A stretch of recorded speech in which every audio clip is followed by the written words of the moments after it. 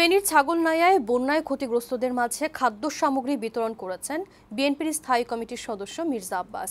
বিকেলে উপজেলার দারোগারহাট আবুল ইসলামিয়া আলিম মাদ্রাসা মাঠে ঢাকা ব্যাংকের সৌজন্যে 1000 মানুষের মাঝে এই ত্রাণ সামগ্রী বিতরণ করেন তিনি। এ সময় উপস্থিত ছিলেন ঢাকা মহানগর দক্ষিণ বিএনপির আহ্বায়ক রফিকুল আলম মঞ্জু। অনুষ্ঠানে ফেনী উপজেলা বিএনপির নেতাকর্মীরা উপস্থিত ছিলেন।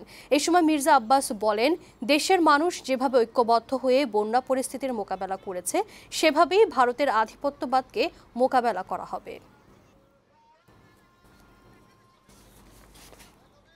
ভারত আরো অ্যাগ্রেসিভ যদি হয় তাহলে বাংলাদেশের মানুষকে কেটে পাথর পেতে হলেও ভারতের বিরুদ্ধে সমস্ত বাংলাদেশের জনগণ দল মত ধর্ম নির্বিশেষে ঐক্যবদ্ধ থাকতে হবে ইনশাআল্লাহ।